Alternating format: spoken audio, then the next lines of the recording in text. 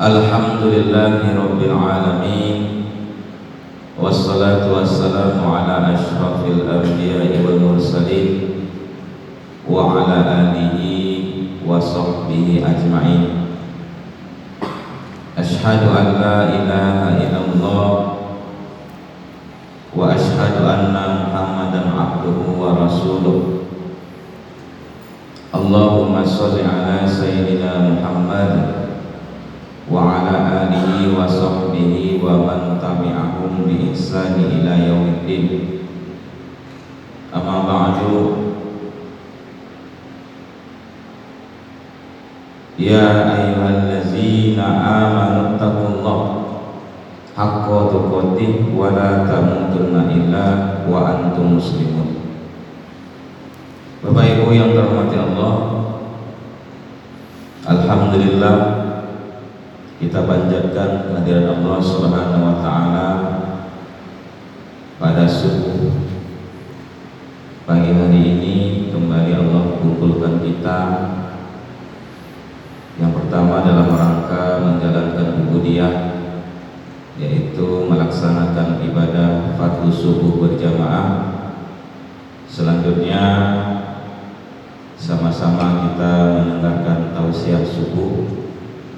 Mudah-mudahan apa yang kita berbuat pada subuh hari ini mendapat berkah dan dicatat sebagai amal soleh bagi kita semua. Amin ya rabbal alamin. Salawat dan iring salam kita kirimkan kepada Nabi Muhammad Rasulullah sallallahu alaihi wasallam. Allahumma shalli ala sayyidina Muhammad wa ala ali sayyidina Muhammad beserta keluarganya, para sahabatnya, dan kepada para pengikut-pengikutnya yang setia sepanjang masa. Mudah-mudahan kita semua kelak juga adalah orang-orang yang diakui oleh beliau sebagai pengikut-pengikutnya yang setia, dan insya Allah telah mendapatkan syafaat ataupun pertolongan di yaumul akhir. Amin ya rabbal alamin.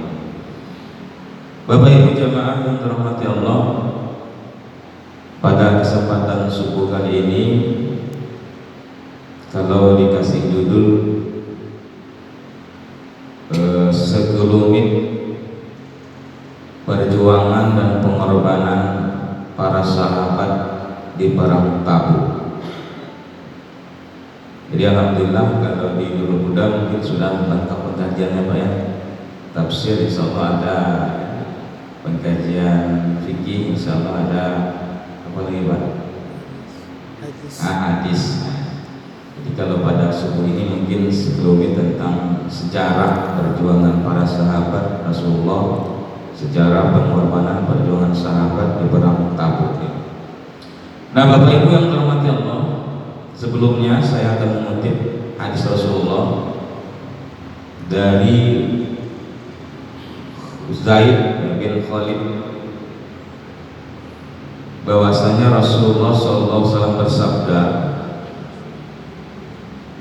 "Man jahazza ghazian fi sabilillah faqad ghaza, wa man khalafahu fi ahlihi bi khairin faqad ghaza." Yang artinya, orang yang memberikan perbekalan, orang yang memberikan pembekalan kepada orang yang berperang, maka sungguh dia sudah berperang. Dan orang yang menjaga keluarga, maksudnya keluarga orang yang berperang, maka sungguh ia sudah berperang. Jadi Bapak Ibu yang berhormati Allah, ada dua amalan yang apabila dua amalan ini dikerjakan, nilainya sama dengan berjihad ataupun berperang di jalan Allah.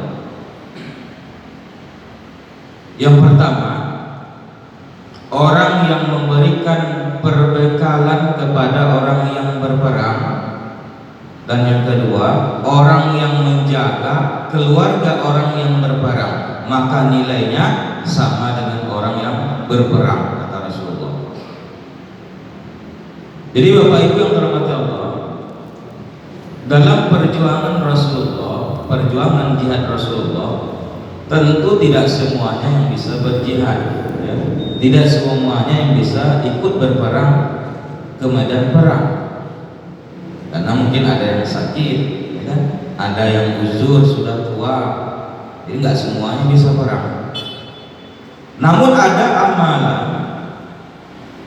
amalan sahabat yang apabila mereka tidak pergi berperang, tetapi amalnya sama dengan orang yang berperang. Nah, yang pertama, memberikan pembekalan kepada orang yang berperang.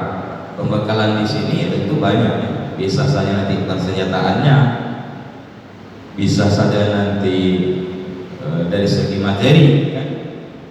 Bisa saja nanti dari segi logistik. Ada sahabat itu yang ngasih unta, ngasih kuda. Nah, dalam riwayat Anas bin Malik pernah berkata, ada seorang pemuda datang kepada Rasulullah, "Ya Rasulullah, saya ingin berjihad sebenarnya, saya ingin ikut berperang, tetapi saya tidak punya dana, saya tidak punya uang ya Rasulullah, saya tidak punya pembekalan." Maka apa kata Rasulullah? "Wahai sahabat, kau pergi ke rumah si fulan." Jadi dalam riwayat itu tidak jelaskan siapa namanya. Si fulan itu dia mau kemarin sudah siap-siap untuk pergi berperang, tetapi dia hari ini tidak bisa pergi dikarenakan dia sakit. Tetapi dia sudah mempersiapkan pembekalan. Jadi pergi kau ke rumahnya, katakan kau diperintahkan oleh saya. Maka pergilah sahabat ini ke rumah sahabat yang dituju tadi, yang disampaikan oleh Rasulullah. Maka disampaikanlah oleh sahabat ini, "Wahai sahabat, saya diperintahkan oleh Rasulullah untuk meminta perbekalan berperangmu, karena kamu kan tidak jadi berperang, maka Rasulullah menyampaikan untuk memberikan pembekalan perangmu kepada saya." Maka ibu-ibu yang dan bapak yang dirahmati Allah, tanpa ragu sahabat tadi memberikan semua pembekalannya kepada sahabat utusan Rasulullah tadi tanpa tersisa. Nah, ini ya, apa saja di situ berarti ya, baik uangnya mungkin, bisa nanti kendaraannya ataupun hal-hal yang lain. Nah, kemudian Utsman bin Affan dalam perang Tabuk beliau tidak ikut pergi ke medan juang, tapi beliau menjaga keluarga pasukan orang yang berperang. Jadi dalam perang Tabuk Utsman tidak ikut berperang, ya. Tetapi beliau menjaga keluarga pasukan orang yang berperang tadi. Jadi artinya dua hal ini sudah diperbuat oleh para sahabat. Nah, ya. Karena tidak semua mungkin yang bisa ikut ke medan perang, ya. Tak mungkin keluarganya tidak ada yang menjaga, kan? Nah, siapa yang nanti ngasih makan? Yang kedua, ya, pasti tidak semua yang bisa ikut. Kenapa? Karena ada uzur, ada yang sakit, ataupun ada yang sudah tua, tak mungkin mereka bisa ikut perang. Nah, yang kedua, dalam hal penggalangan dana di dalam perjuangan dakwah Rasulullah, ini suatu hal yang biasa. Jadi Bapak Ibu yang dirahmati Allah, jadi Rasulullah itu biasa dalam penggalangan dana, minta dana kepada para sahabat untuk perjuangan, ini suatu hal yang biasa, ya.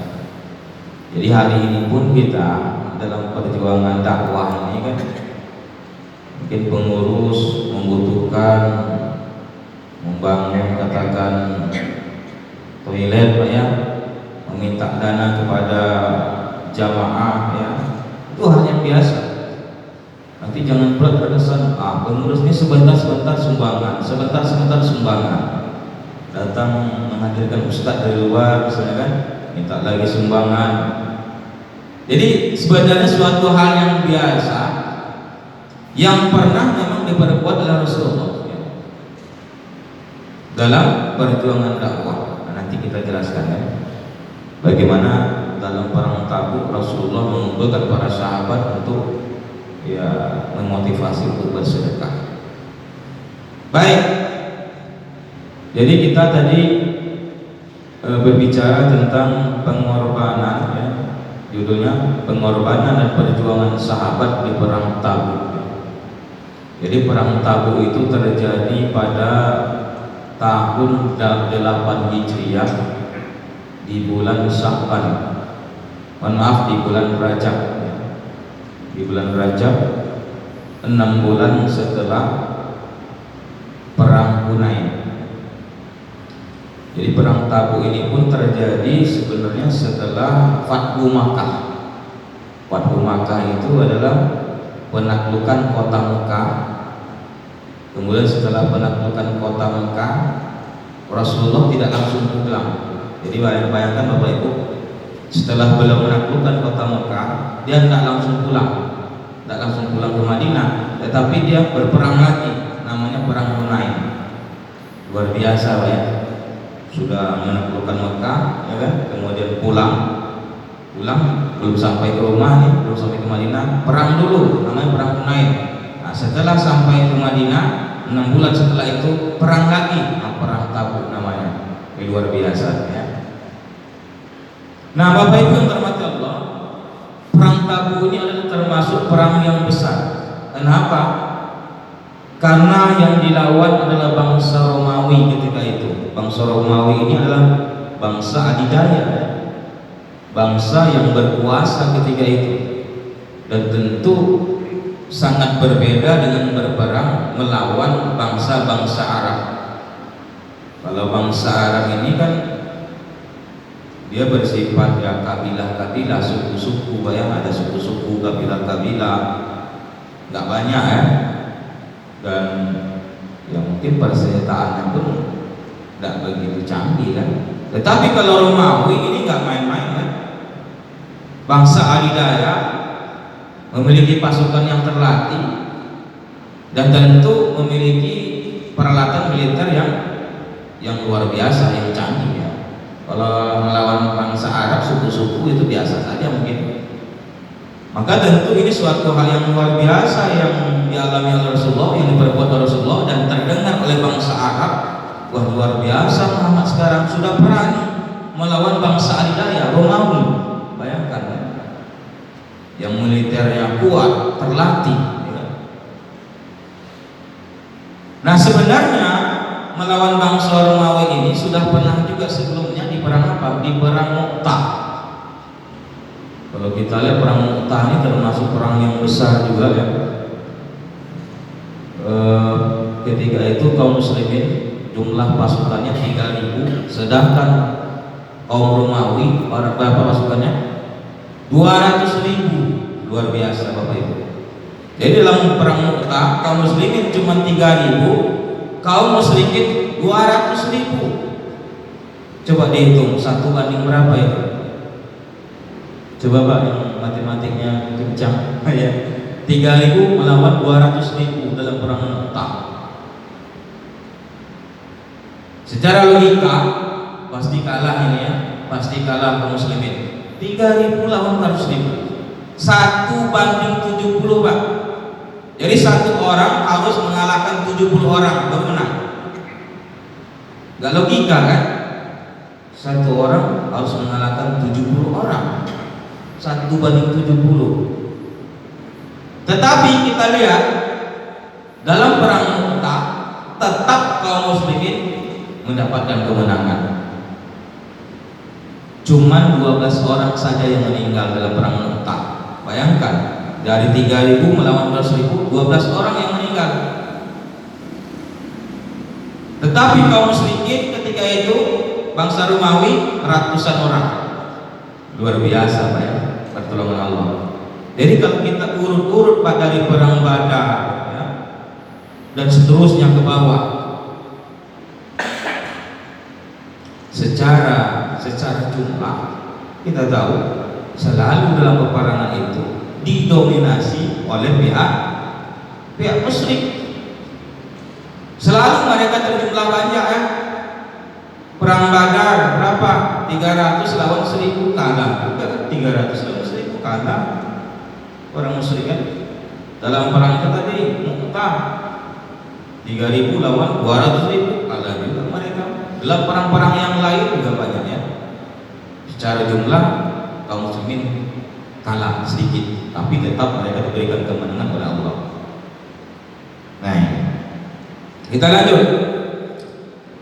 Jadi tadi perang Tabuk terjadi setelah kepulangan Rasulullah dari Mekah, Fathu Mekah, kemudian perang Hunain, kemudian dia pulang ke rumah ke Madinah. 6 bulan setelah itu dia menghadapi perang Tabuk. Sebelum dilanjutkan, saya izin minum dulu ya.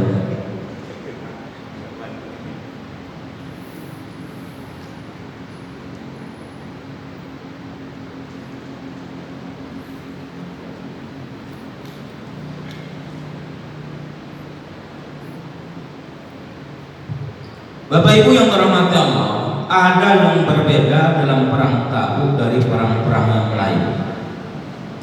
Biasanya Rasulullah kalau ingin berangkat berperang bersama sahabat, beliau nggak pernah menunjukkan ataupun menyampaikan secara detail.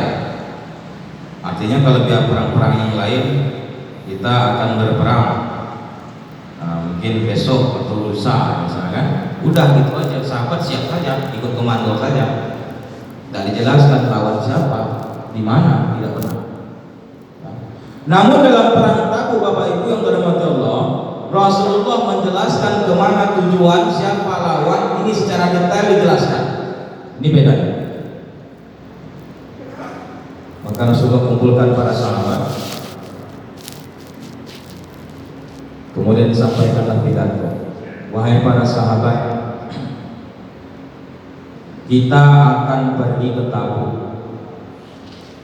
melawan bangsa Romawi. Jaraknya sangat jauh sekali.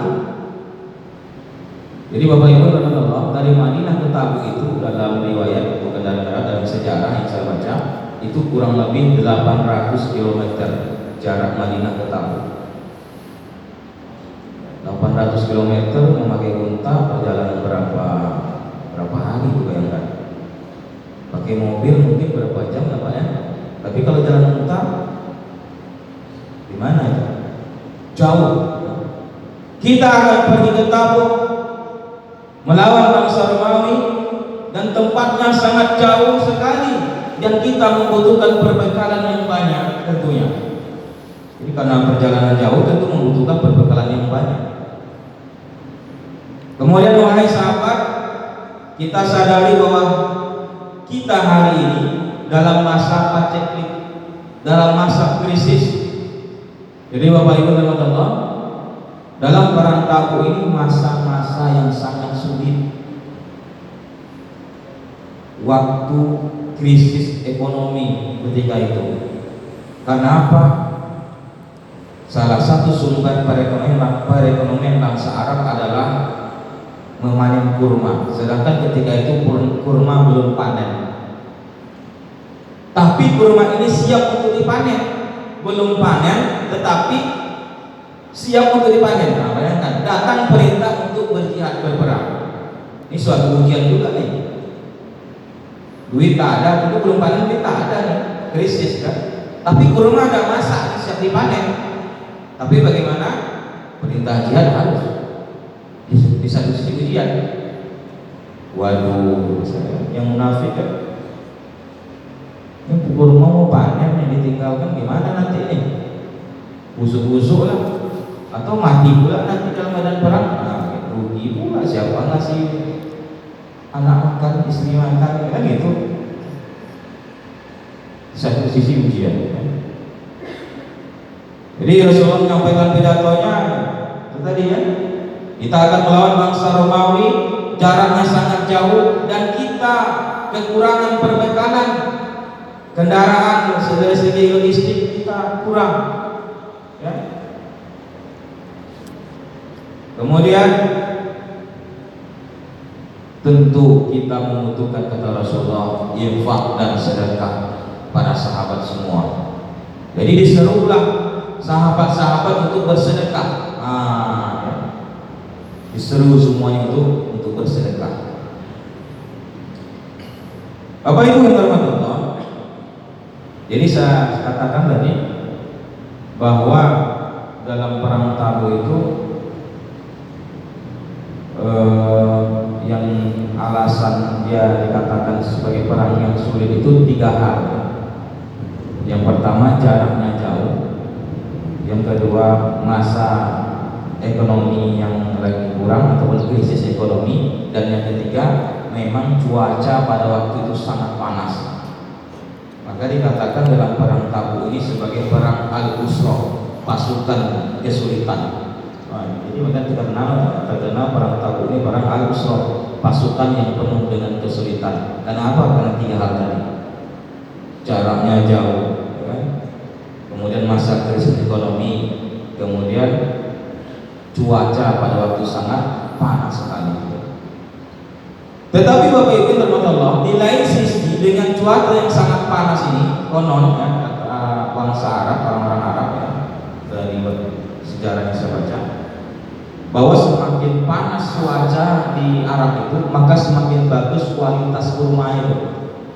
Jadi kurma itu ternyata semakin panas cuaca, semakin bagus kualitas kurmanya. Coba bayangkan ya, kurma bagus kualitasnya, datang perintah untuk jihad berperang, ya kan? Ini sangat luar biasa, berat ya bagi yang ada hati-hati penyakit munafiknya kan. Nah, jadi Rasulullah menyampaikan kepada sahabat tadi dan diajak untuk bersedekah. Kita butuh dana, kita butuh kendaraan untuk berangkat ke Tabuk. Bagi yang siapa yang tidak punya perbekalan, tidak punya dana, tidak usah berangkat.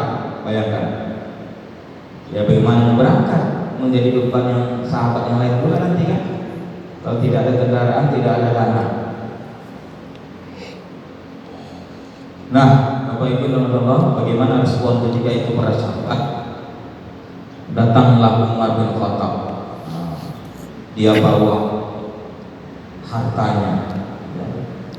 Ya Rasulullah, ambil nih harta saya. Apa kata Rasulullah? Ada yang kau tinggal lagi Umar? Ada setengah dari ini. Setengah dari ini saya tinggalkan untuk keluarga saya ya Rasulullah. Jadi Umar itu membawa hartanya setengah dari yang dia bawa, berarti setengahnya lagi ada di rumah untuk keluarganya. Nah, ini ya. Kemudian datang lagi Abu Bakar bin Siddiq, ya. Kemudian dia serahkan hartanya kepada Rasulullah. Ya Rasulullah, ambillah harta saya ini untuk perjuangan kita, untuk bekal kita nanti. Ada yang kau tinggalkan wahai Abu Bakar untuk keluargamu? Tidak ada ya Rasul. Semuanya saya bawa. Inilah harta saya. Lalu keluargamu bagaimana? Saya tinggalkan Allah dan Rasul. Wah, bayangkan Bapak Ibu ya. Jadi kalau Abu Bakar semua hartanya dikasih kepada Rasulullah, kepada Allah ya. Dia percayakan Allah dan Rasul mengurus keluarganya, yang ngasih rezeki ya. Ini luar biasa keimanan Abu Bakar ya. Kemudian masih banyak lagi Utsman bin Affan, dia infakkan hartanya 1000 dinar dan 300 unta lengkap dengan persenjataannya. Ini Utsman. 1000 dinar itu berapa Bapak Ibu?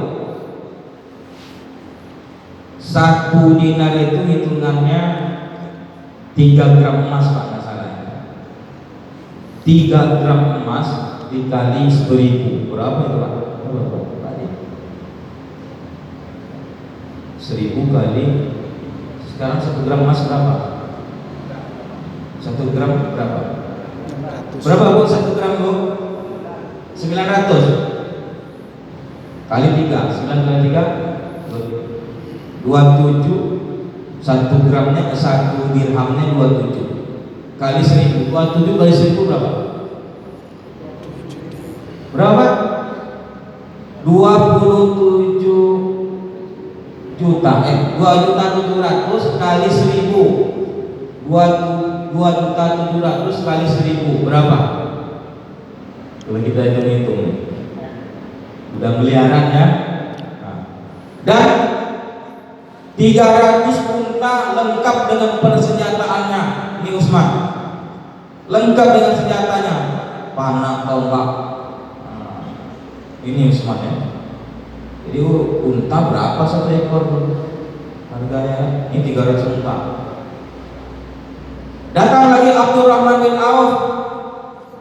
Dia serahkan hartanya ketika itu 4.000 dinar. Kalau Utsman tadi 1.000 dinar, Abdurrahman bin Auf 4.000 dinar, 500 kuda, 500 ekor kuda.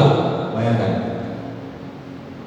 4.000 dinar ini lebih lagi Pak dari si Utsman tadi ya. Utsman cuma 1.000 dinar, ya 4.000 dinar dan 500 kuda. Ini luar biasa nih sahabat Pak ya. Perjuangannya itu menyerahkan hartanya dan Allah. Banyak lagi ya. Ada lagi yang namanya sahabat Asim bin Adi, dia menyinfakkan hartanya 1.000 wasak kurma kering. Naufal bin Haris menyinfakkan hartanya 3.000 senjata berupa tombak. Kemudian ada lagi Yasmin bin Umair, dia menyinfakkan hartanya unta penyiram kebun. Jadi Bapak Ibu dan Bapak, bukan berarti sahabat itu yang tak berharta tak berinfak juga. Tidak, berinfak itu sesuai kemampuan ya. Kalau yang kaya ya besar juga kan, yang miskin, yang biasa-biasa ya sesuai kemampuannya. Kalau Yasmin bin Umair tadi unta penyiram kebunnya, bayangkan. Berarti tidak ada lagi unta penyiram kebunnya kalau sudah bisa dikasih kepada Rasulullah ya. Kalau hari ini apa backup Bapak ya, backup itu kan bawa barang Pak ya, backupnya ada dikasih gitu, untuk menyiram kebun yang dibayar unta gitu. Kalau dulu kalau ada backup ini pakai backup lah kan, menyiram kebunnya ini pakai unta, dikasih. Nah banyak lagi sebenarnya yang kaya, yang miskin, dia keluarkan hartanya membantu untuk perjuangan Rasulullah ketika itu. Ibu-ibu bagaimana? Ibu-ibu, wanita-wanita ketika itu mereka lepas perhiasannya. Bagi yang punya cincin dilepas cincinnya, punya anting dilepas antingnya, punya gelang dilepas gelangnya, dan diserahkan kepada Rasulullah untuk berjihad tadi. Bayangkan, tidak ada yang tersisa lagi. Ya, berbundul-bundul lah semuanya, kasih semua. Nih untuk perjuangan. Nah Bapak Ibu yang terhormat Allah, dalam riwayat ada 7 orang sahabat yang datang kepada Rasulullah, pemuda Ansor ya, datang kepada Rasulullah. Ya Rasulullah, kami ingin ikut ke Tabuk, kami ingin ikut berjuang, tetapi kami tidak bisa untuk berangkat karena kami tidak punya yang kami bawa, yang kami infakkan. Apa kata Rasulullah? Wahai sahabat, bagaimana saya bisa mengangkut kalian? Karena kendaraan kita kurang. Ini masa paceklik ya, masa krisis. Kendaraan kurang. Bahkan ketika itu kendaraan yang dipakai unta. Satu unta itu bisa 2 sampai 3 orang. Bahkan dalam riwayat lain 1 sampai 10 orang, 2 sampai 10 orang yang naik unta. Tapi jangan dibayangkan Pak, 10 orang yang unta itu tidak Pak ya. Langsung naik 10 orang unta itu ya tidak. Mati ya unta itu keberatan. Gantian ya. Mungkin yang satu dulu capek jalan lagi kan, gantian yang kedua, gitu ya. Nanti capek lagi, gantian yang ketiga naik, gitu. Gantian terus. Kalau nanya 10 ya mati udah apa keberatan ya, seperti itu. Begitulah kita itu kekurangan kendaraan, dari segi kendaraan juga kurang semuanya.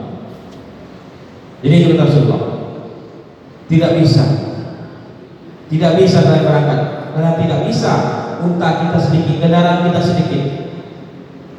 Lalu pulangkan ketiga pemuda ini Bapak Ibu yang Allah, turun ayat Surat At-Taubah ayat 92.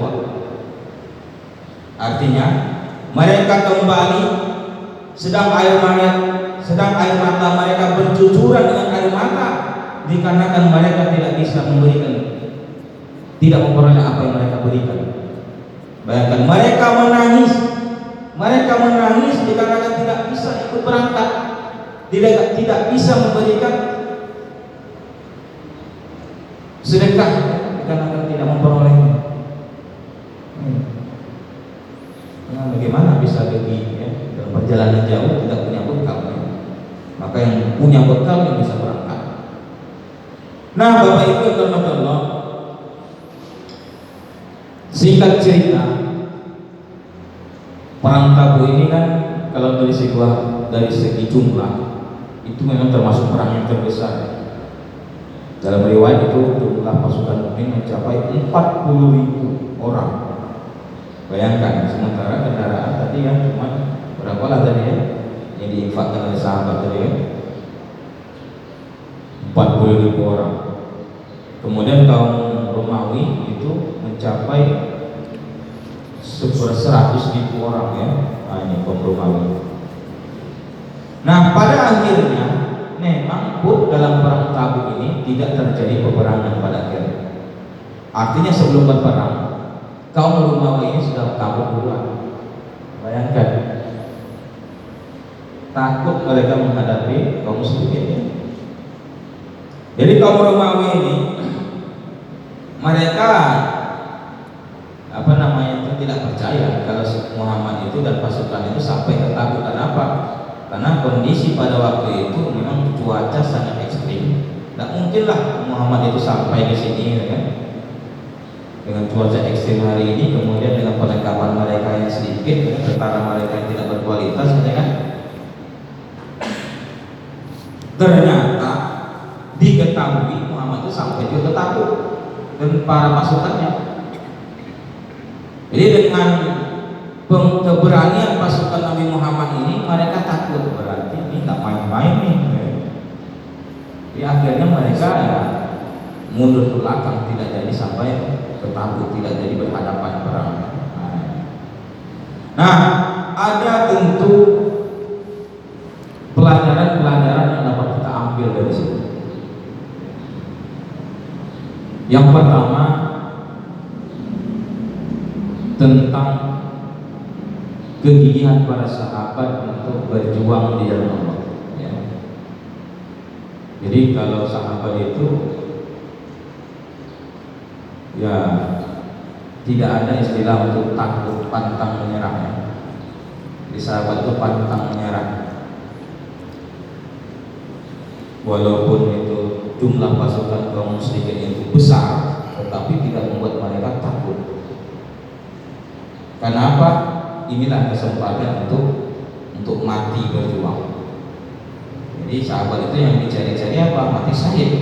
Semakin banyak pasukan musyrikin, maka kesempatan untuk mati syahid itu